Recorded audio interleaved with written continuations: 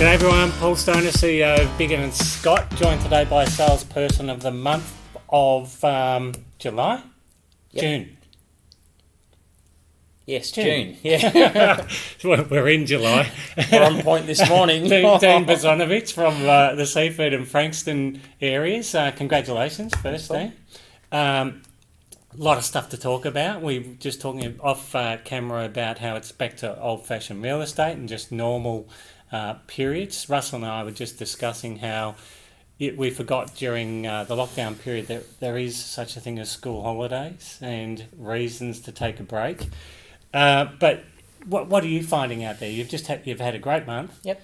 And how are you finding it? What are your levels of input in certain areas? Fair enough. Yeah. I think in terms of getting deals over the line, it's definitely back to good old-fashioned real estate. Mm-hmm. In terms of more private buyer appointments. Yep. And it's just taking a lot longer to now negotiate kind of deals over the line. That's kind of what I'm feeling. Yeah.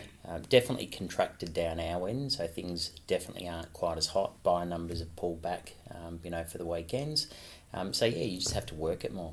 So the demand has gone a bit and people have got choice, do you think? Have they got choice? Is there more listings? Not so much, actually. Yeah. We're probably light on the ground as far as listings go, so there's actually not a lot of stock.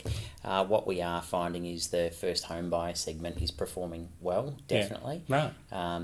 Which then obviously flows on to the upsizer as well. So I reckon up to about $1 million is where it's at down now in terms of good performing stock. Yeah.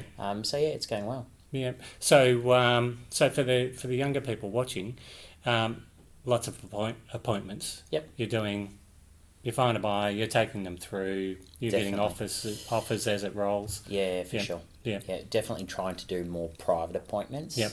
As opposed to just trying to push people through to the opening for inspections. Mm-hmm. Yeah. Okay. So how's that setting you up with the next couple of months? What are you saying to the vendors at the moment? This is how we're going to have to do it. This is what we came out of, but this is how we're doing it now, or Oh, not so much. they kind of understand. Yeah, I think they've kind of always got that anyway. I mean, last year the tail end was just it was unprecedented. Like, that was just strange. So yeah, it's just kind of back to normal now. So which isn't a bad thing, I don't think. So well, it kind of depends. I think on what the growth for the area was for sure. in the last, before Christmas, because people think it's still there and it's gone. That's definitely the challenge in terms of vendor expectations, particularly around average days on market as well, because they're still sort of expecting things to happen within 4, 5, 6 days, as opposed to the duration of the campaign. Yeah. And sale prices probably not quite there. So, yeah. I mean, how lucky were those people on the market for 4, 5, and 6 days, or sometimes 2 days? Absolutely. It's just not the way that it rolls. So your level of communication with your vendors has risen. Without a doubt. Your contact with all of the buyers and making appointments has risen. Definitely. So your time, you're time poor at the moment. You're just add appointments. Pretty much, yeah. And you're right in terms of communication to vendors, because you also are back to vendor management. The weekly vendor reports, keeping them up to date, and then showing them the just listed, the just sold on a weekly basis. Yeah. So yeah, it's like I said, back to good old fashioned real estate. Yeah. Well, I don't know if you've been exposed to it yet, but you should be having a look at the HQ dashboard, which filters in all of the stats from everything. That'd be good for your vendor catch-ups. Definitely. Because then you can tell the story of what a good sale looks like and what yours is looking like. You'll have to give me some training on that, Paul. Yeah, we will. And for everybody watching, find out more about the vendor dashboard, because it's a great tool. Yeah, awesome. It shows them exactly what's going on. So how do you think you're looking for this next couple of months moving into spring?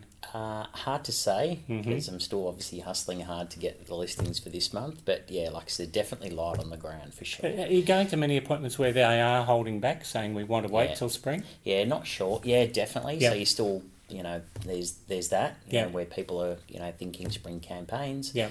But it's just then about kind of convincing vendors that, hey, you're then competing, there's less stock on the market currently. Yeah. All that kind of stuff. And off market too, so that's definitely something that we're doing a bit of as well. So Yeah.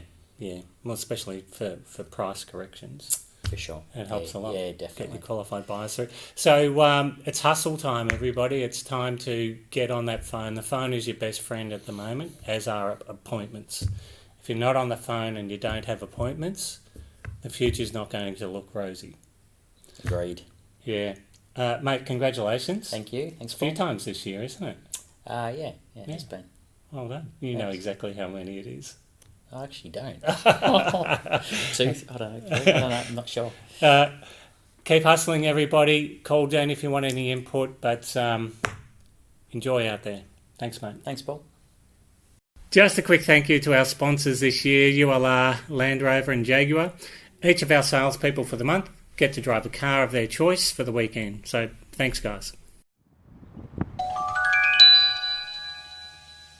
Long ago my heart and mind got together and designed a wonderful girl for me.